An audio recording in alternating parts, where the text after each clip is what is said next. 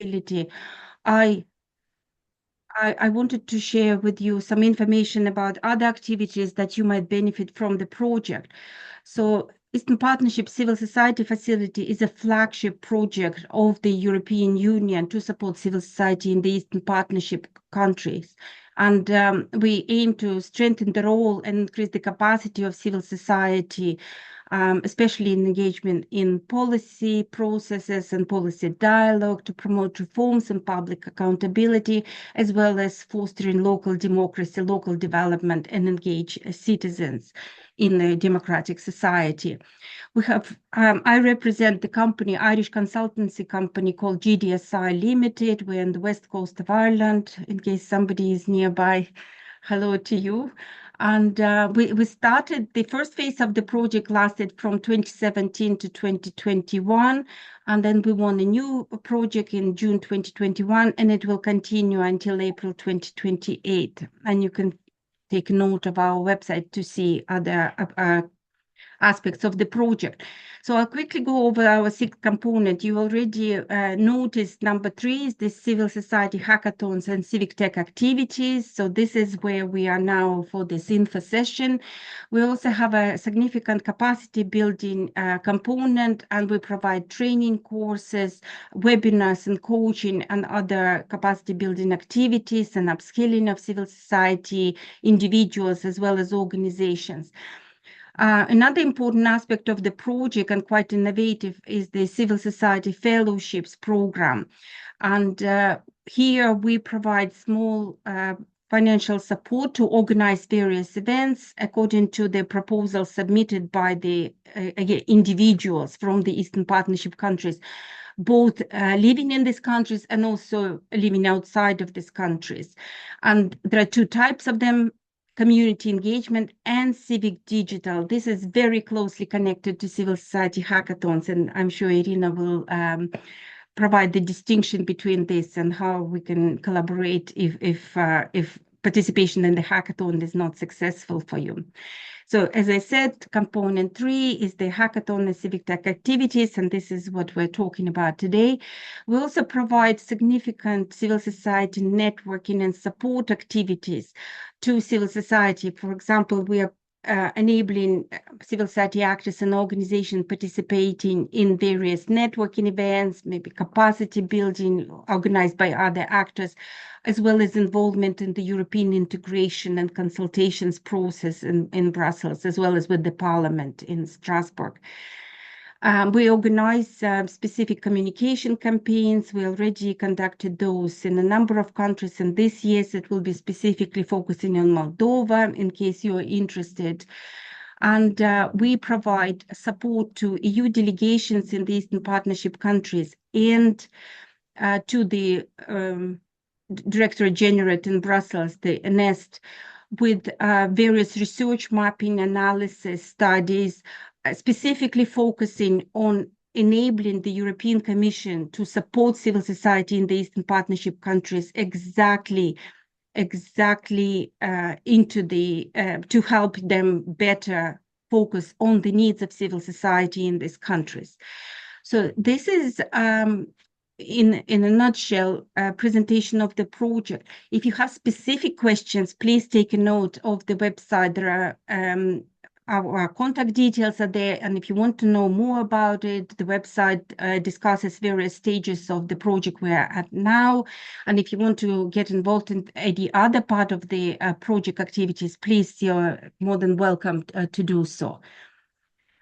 Okay, Irina, if you could proceed with then establishing the rules and kind of technical part of the presentation. And I will be here to answer some of your questions if you have any on the organizational part. Thank you very much and welcome everyone.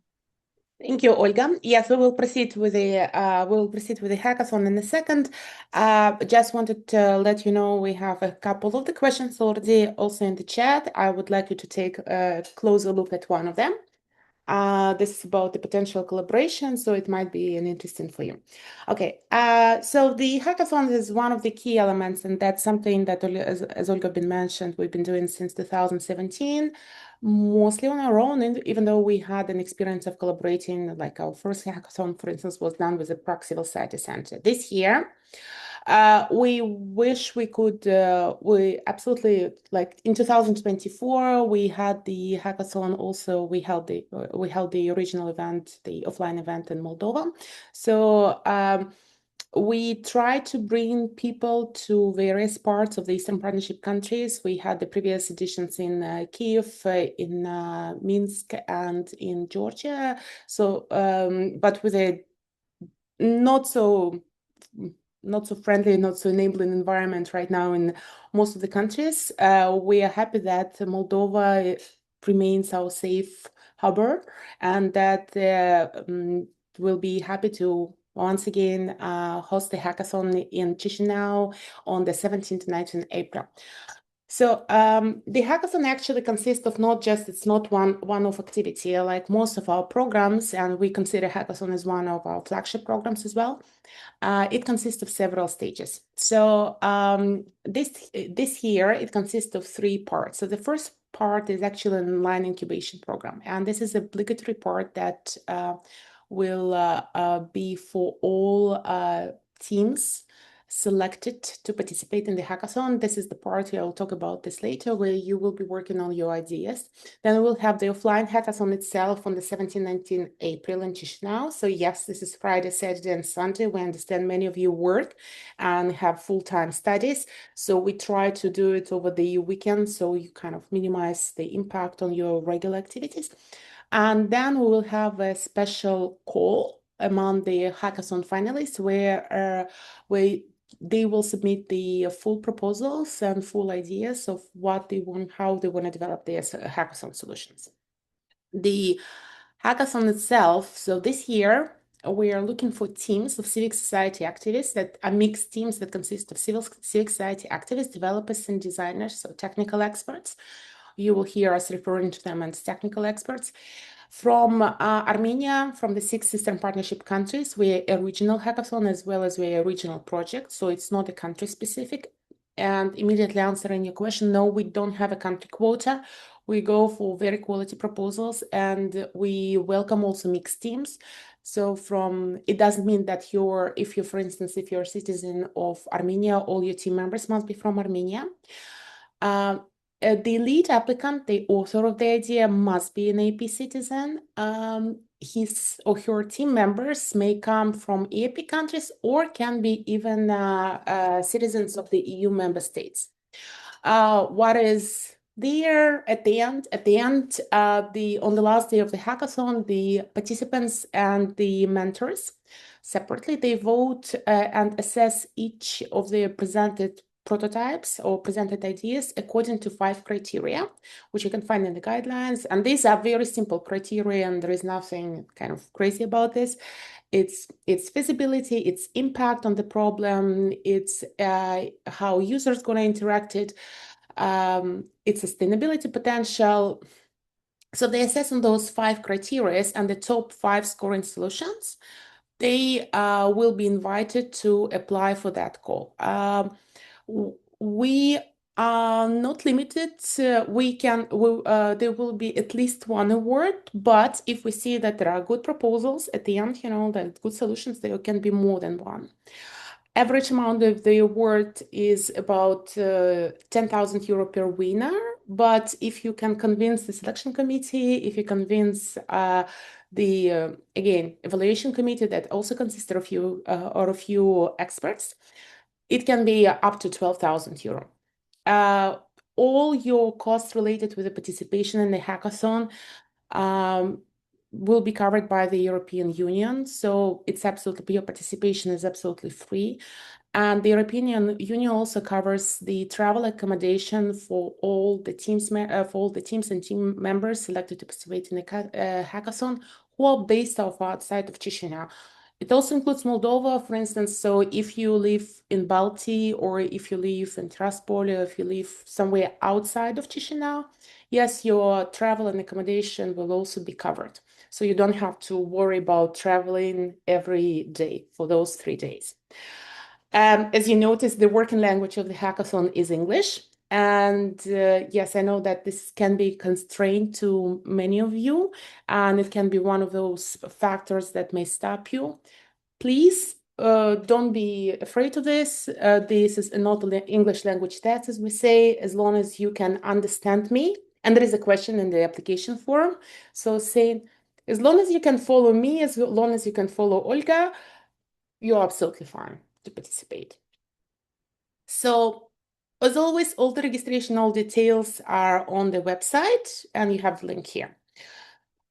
What else is different this year? Next to the challenges, we also next to the teams, we also have specific challenges. So it took us almost half a year to go and discuss it, you know, with our mentors, with our partners, with the previous hackathon participants and winners. So on what we would like to address. So what are the problems and what are the challenges that are common to all 6 Eastern Partnership countries and that are common to the citizens of those countries, because we don't go too far. We want to create tools. We want to create something for citizens, for people, not just, you know, for some unknown purposes. Okay, so, and we identified 4 challenges. So one of them is online disinformation and misinformation. I believe that's not much I can add to the title of that. We all face that, and it's been widely used for various reasons. From, you know, sometimes misinformation is not designed to cause any harm. It's just misrepresentation, or, you know, people repeating the same information that is actually not accurate. Disinformation is always targeted. That's the only thing that you should remember when we kind of talk about those things, that that misinformation can maybe just because of lack of the knowledge. Disinformation is always targeted and is always on purpose. The second topic is civil society resilience. I go against the clock.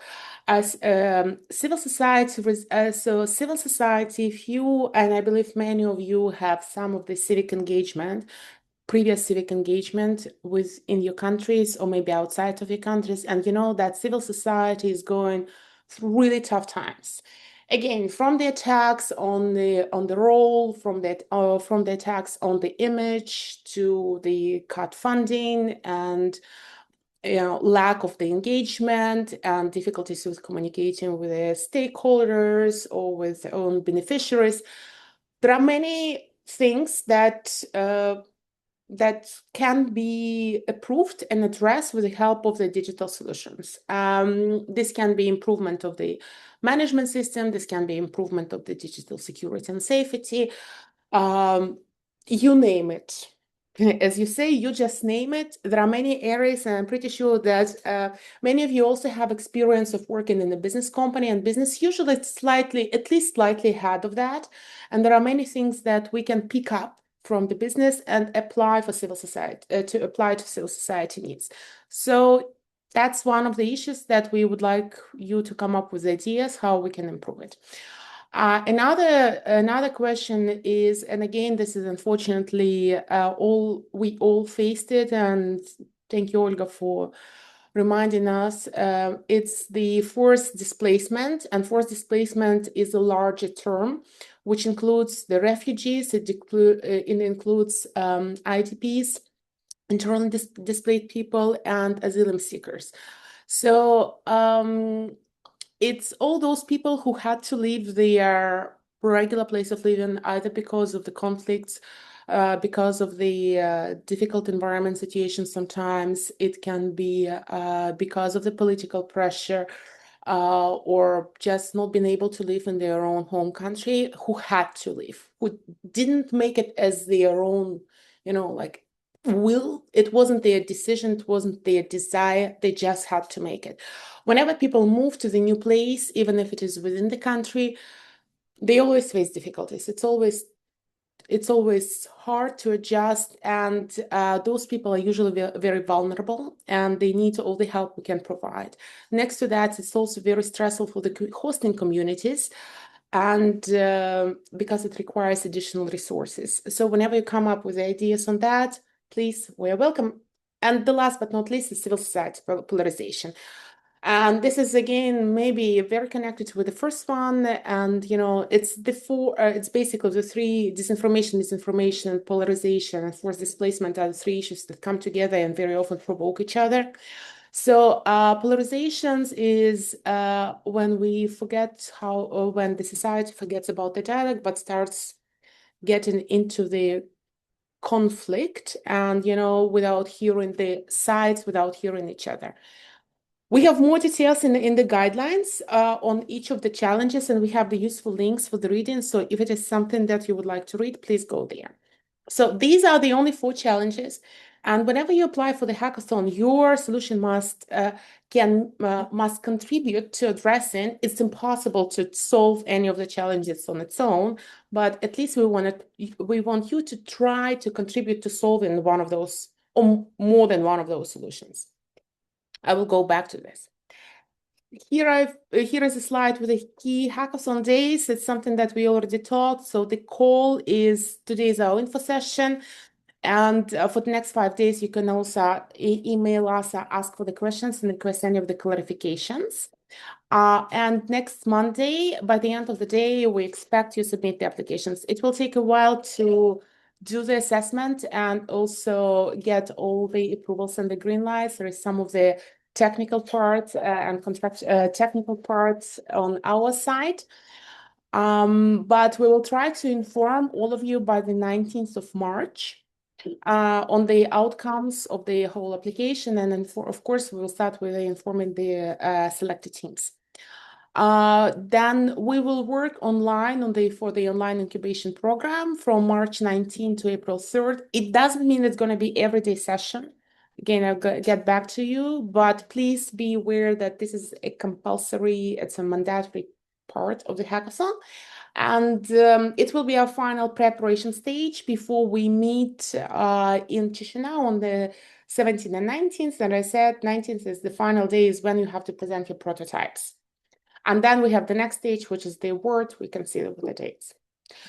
I want to go back to this online incubation program, as I already started talking. So by March 16, the shortlisted teams will know, and selected teams will know that they were informed, that they were selected to participate in the hackathon. They will get all the results and will be in touch with you to confirm your participation, the team member, and the team composition and everything. Then we will have 2.5 weeks of pretty intense work where you will be working with us, with a project team and with the hackathon mentors on refining the concept or refining the idea of that civic tech solution that you want to develop during the hackathon. This whole incubation program, or before when we had it like a slightly different format, we had it, Ideathon did not come from nowhere. That was something that we understood we need to enter after our second hackathon. And because without this, out of the 2.5 days of the offline event, teams actually spent 2 days just discussing what they're going to do.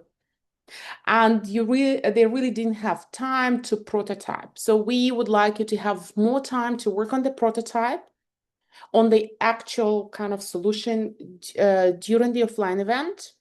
And that's why we moved all the capacity building, kind of encouraging, and added some of the discussion with the mentors to the online part to help you strengthen with this. I can't even explain to what extent this is useful, because there will be some of the more official parts. We will start with the opening, and we'll start with the first webinar, kind of a short thing. Then the next day we will you will present us your projects to the mentors. And this is very important, because this is where when you pitch the project, at the same time, mentors and the organizers will be asking you questions, pretty tough questions that will give you some food for thought. After that, you will sign up for the individual consultations with the mentor, and each team will have at least 3 consultations with the mentors, including me, where we'll talk about the specific parts of what you're going to do. Each mentor you can see the mentors, you can see all the mentors on the Hackathon website, and you will see that each mentor has a specific profile. And we will be again asking you a question and trying to guide you into something that we believe can help you to improve your solution.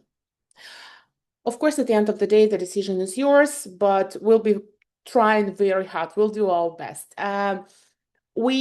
It's okay to, like, one of things you come with the idea, but it's okay to change your product. As long as you keep addressing the same problem, you will be able to change the product. You will see it. You will also have some of the webinars, and we will have the final meeting. There will be no final pitches. Please remember that this is mandatory for the author. So once you apply as a lead applicant, you're responsible. You must participate in the incubation program. Your team members are more than welcome to participate there. Okay. I know I'm taking a bit of the time. Let's talk about the eligibility. Okay, so to participate, so you decided to apply, and you have the question what you need to do to apply. So there are 3 check boxes. We need to kind of 3 groups of check boxes we need to check. We'll start with you as the lead applicant. Sometimes you can hear this, we refer to the lead applicant, author of the proposed digital solution, civil society activist, a team leader, that's the same person. That's you. So if you apply as a lead applicant, there are a few checkboxes you must meet. First, you must be a natural person. This is not a call for applications for grants for civil society organization. These are for peoples, which also means you don't need to be a member of a registered organizations. You don't need to represent an organization. You must be 18 plus years old. And we had that question already. I'm going to answer this. Why we have it eligible?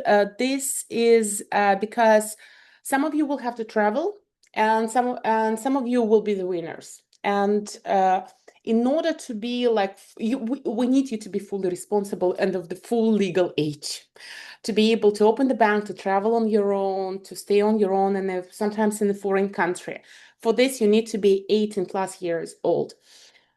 We had this question, what if I turn 18 before the hackathon, but now I'm still 17? That's fine. In this case, you can apply. We're going to check it. If your application is selected, please let this not stop you. If your application is selected, we will check it. And whenever we have the questions, we're going to come back to this. So you must be a citizen of one of those 6 countries. Must. And again, this will be checked. It's not checked right now, but we will check it for each selected participant. You need to have a decent command of English. That's something we already talked. If you are still with us, are you still with us? Yes, then means, and you can follow us, your English is quite decent. And yeah, I'm sorry, you can't win the hackathon twice. So please, if you won the hackathon before, you're not eligible. Okay, your team. That's about you. Your team. You must have a team. One of the questions is like keep asking me, why do you need to have a team? For 2 reasons. For basically, actually 1 reason.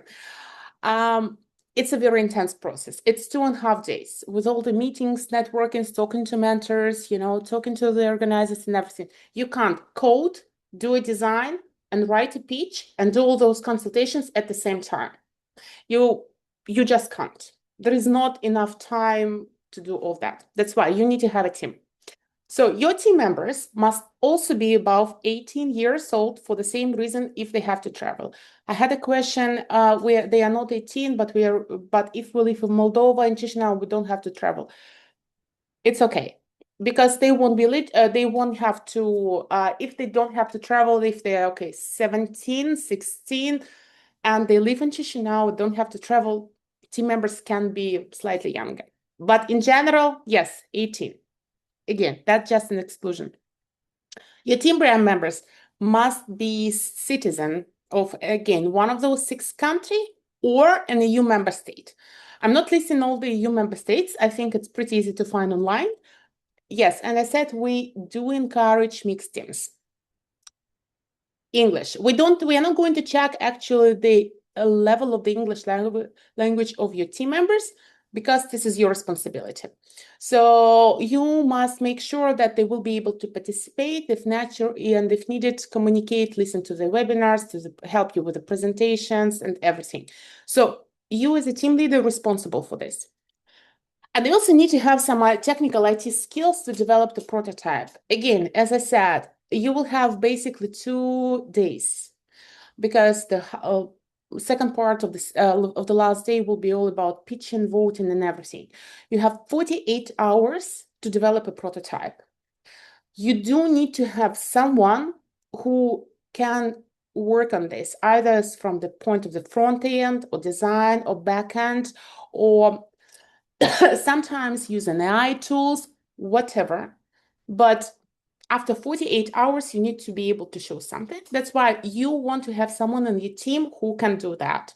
Even if you can do it, maybe you want to have someone else who will help with the other parts. If you so basically the team composition, we don't have a top amount, but as I said, we will be able, because your participation is fully covered by the European Union, is fully paid by the European Union. It means also we have a budget, and it means that we can take up to 3 people and bring up to 3 people to Chisinau. This is our budget. If you have more team members and more of them want to kind of participate, they can either join you remotely, or they can, if they can cover their travel and travel and accommodation themselves, that's fine. We have enough space to host physically, and we do have enough, we'll be more than enough happy to provide with the meals and, coffee breaks and everything. Unfortunately, we won't be able to cover the travel and accommodation for more than 3 people per team. We do not, so you as a lead applicant definitely come in, the author of the idea. If you have more than 3 members, you decide who is coming in this case. And again, if you are a developer designer yourself and you say, I can code my own solution, I can develop this, then it's enough for you to have one more team member. And you decide who that needs to be. Maybe in this case, it will be like more subject matter expert. So here's the thing: if you don't, it's not obligatory for the hackathon to have hard coding skills of your team members. And I know it's pretty difficult to find it. It's like on a short notice and say, "Hey, I'm looking for developer designer." But the AI changed everything. And outside of ChatGPT that can write you, like talk to you and help you to write the motivation letters and post for social media, it can also actually, there is a huge line of the solutions that can help you with coding, where you don't really have to be a coder, where you can use the same principles that you writing in a simple language what you want the product to do and the tool to do, and it will basically do it. And this is usually enough to show a good prototype. Here is a short list. I'm not going into all the details about this. It's also on our social media if you're interested to. And I also posted, I think, on LinkedIn a link to the review of more of those tools. But please take a good note of them. So your team members do not have to be hard coders. It's enough if they can use AI prototyping tools to help you with this. And sometimes, even if they are hard coders, they often use those tools. It's fine to use them. Okay, some ideas of these civic tech solutions. So the third one, eligibility. Also, again, you're going to see this proposed civic tech solutions, proposed digital solutions, the same. So your idea of civic tech solution must address at least one of those 4 challenges. That's why I stopped for such a long time to discuss about this. It must be not for profit. It's okay to have some of the business model, because yes, we want it to be sustainable, and you want to think how you're going to kind of make it run for a longer period of time, and just, outside of if you win the hackathon and get the money for the first year for development and launch, so what's next? So it might have some of the business model, but first of all, it must be not for profit. It means you don't want you want to give users at least some free access to the product. Okay? It must benefit or to be used by citizens or civil society from the Eastern Partnership countries. And it doesn't matter in this case if they are physically based in the Eastern Partnership country or outside. It doesn't matter if it is one specific country or it is like, the solution benefits a few of those. Okay. It must require some design and coding programming. I'm sorry, we can't come up with, you can't submit an idea over what's a solution that doesn't have the coding part, and it needs to have a strong user system interaction. It means that users are not active. And based on this, it's very difficult to say what digital solutions kind of are eligible to give you the full list. It's impossible, absolutely impossible. So, oh yes, I'm sorry. One more, it must be new. For this one, it must be never been launched. So that's your baseline. We do have some examples of the digital solutions. You can also find them in the guidelines, so something that you can do. But it's absolutely impossible to give the full list for you. That's why I give you the list of what can't go with something what can't fly for the hackathon, because this list is actually much shorter. In most cases, if you don't see your solution here, if you don't see your idea on this list, you're pretty good to go. And it checks the previous boxes, you're pretty good to go. Okay. Again, you will get no need to write it down. It's all in the manual, in the guidelines, and you also get the presentation. And also, I can suggest to go and visit our Bank of Ideas. This is a collection. It's not the solutions themselves, it's just short description and sometimes videos and tutorials and everything about the solution developed by our Civic Digital Fellows and/or previous hackathon winners and hackathon participants and so on. So this will help you also understand maybe give you even some ideas. The last part that is left here is about how to join the hackathon. So if you are still with me by this time, it means that you are kind of pretty much interested to join the hackathon. So let's go through the application form. The registration is online. It is on our website. So basically, if you look at this orange one, whenever you register now on the main page, that's where you go to, and this is where you land. There is only one application form this year for ideas. So you select this one. The form consists of 4 parts. So the first one is pretty simple. It's about you as the lead applicant. So basically, you apply with the team within the team. I know sometimes it's a team product, but you need to decide who's going to be the lead applicant, who's going to be the author, and who's going to be responsible for this. Whenever you make the application, you will be in communication with us from this email, ict@eapcivilsociety.eu. Please make sure you're going to release it. And whenever you submit the application, you will always get, once it is registered and when it passes the administrative check or whenever questions, you'll get email from this. Sometimes it ends in spam. Please do check your spam box and release us from there. Okay. So yes, we'll be using the email address you indicated there. Please make sure that you gave us the proper email address because it would be pity just to miss this opportunity. You must reside in the EaP or EU country to be eligible for travel. That's the only kind of I would like to stress. If you were, for instance, an EaP citizen, but you reside in the States, unfortunately, we won't be able to cover your participation, to cover your travel. So we can cover travel from any EaP country or any EU member state to Chisinau and back. That's one of those kind of limitations. Part 2, your solution. This is maybe where you will need to write the most, but I'm asking you not to write a lot. Each question has a limit, so you won't be able to put like too many words there. And we are very generous in terms of, given the word space. You don't really need to write a lot. It doesn't matter how much to write. It matters, to what point you check the boxes. So working name title, please feel free to come up with something that basically explains, can be one word, can be a bit more. Again, it can be one country, it can be more than one country, it can be very specific city or region, of where this solution, going to be targeted, which one you're going to target, and the people who lives it, actually citizens, EaP citizens who live there, what they're going to use. You can see, as you can see, you can pick up one or more of the hackathon challenges. We ask for the short description. We ask for about the specific problem, because the challenge is a wide one. It's kind of umbrella, but here we would like you to give a specific problem. Again, you don't need to write a lot. Sometimes 2-3 sentences is more than enough for us to understand what exactly you're going to address. Technical implementations usually means main functions of the solutions and specifically sustainability. How will you support the solution is a business model. It doesn't have to be commercial.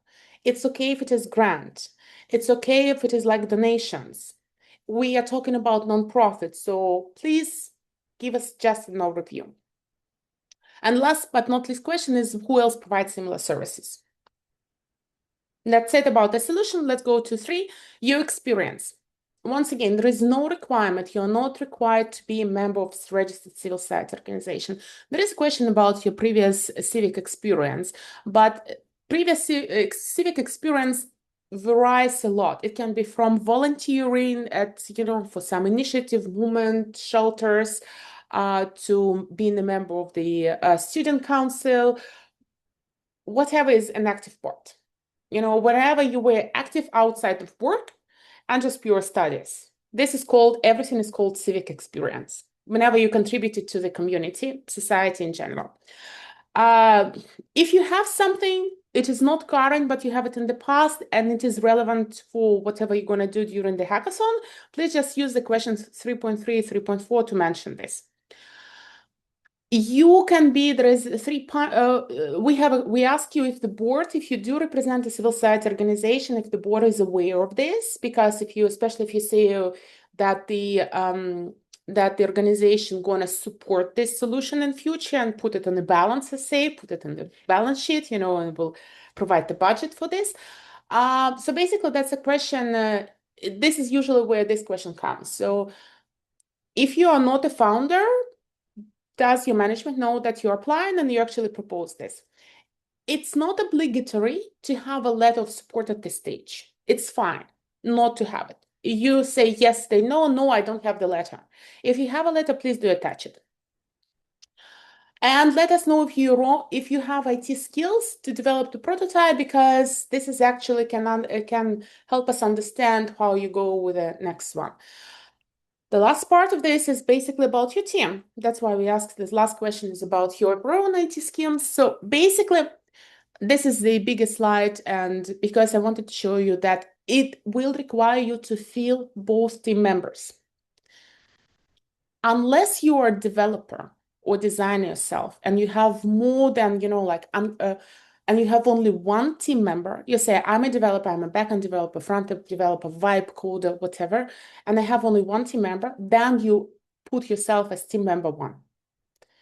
If you don't have IT skills and you have 2 more team members, do not include yourself. Start with other team members. You already listed everything about you, already mentioned everything about you in part 1. We do not check here.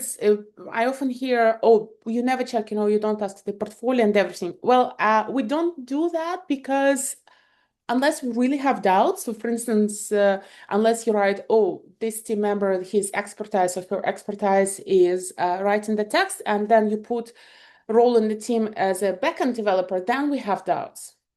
And then we're going to write back to you and ask, are you sure could you please confirm that this person has, can help you develop the prototype of your solution? Then we're going to check it. Otherwise, we do not check it because it's your responsibility, because you will be dealing with your own team and in Chisinau, and you want your team to perform the best. That's why we don't check the English, we don't check the technical skills, we don't ask for the portfolio or whatever. If you have more than 2 team members, there is this section, open question, other team members, please just mention them there, use the same citizenship, where they live, what is their expertise, and what's going to be role in the team. That's all we need to know. And that's it. And we are moving to the questions. I know that there are some of the questions in the Q&A, and I see there are questions in the chat. However, if you don't mind, I will start with a few questions that we already prepared. If nothing comes to the mind now, it's fine. Please email us. You still have a few days to send us your questions to the email. We also prepared and published 13 Q&A on our website. This is something based on our previous hackathon. I say this is our 7th edition. We pretty much know what we are doing. And we kind of can imagine what questions we receive. And as you see, I already answered some of them. Check them. We ask sometimes not very, people don't feel comfortable asking those questions. So we ask them for you and answer them. Just a few examples. So some of you are, some of you already participated in the fellowship program. If it is okay to apply for the hackathon, yes, absolutely. And even if you participated in previous hackathons but didn't win them, it's also absolutely fine to apply. We're happy to have you. Yeah, there was a question, Elena, Irina, there was a question if they're already fellows, so I answered yes. If they receive fellowship, it does not prevent them from applying and participating in the hackathon too. Absolutely. The two programs are not mutually exclusive. You're more than welcome. If that was the question about the English language, please, we are absolutely fine. I'm not a native speaker, as you noticed. I do speak a couple of more languages, so we're going to find it. Besides, within your team, you decide what language you speak. The same with the mentors. You can negotiate with every mentor what language you speak, what language you're going to use for the consultations, for individual meetings and everything. The only thing that's going to be in English going to be like formal joint sessions. That's going to be the opening, the pitches, and the webinars, and like masterclasses, whatever we're going to have. They say it's like, sometimes you already started developing this, and if you can apply with the idea, yes, as long as you don't have it live and running, that's fine. Again, apply. If there are any questions, we will always get back to you once, registering your and doing the administrative check your applications. Whenever we have the questions and doubts, we're going to get back to you. That's why please do check your spam box. Unfortunately, sometimes our emails end there. Okay, that's it. Thank you so much for the attention. I'm going to stop sharing, and I think I'm going to stop the recording at this moment, and we will go with the Q&A.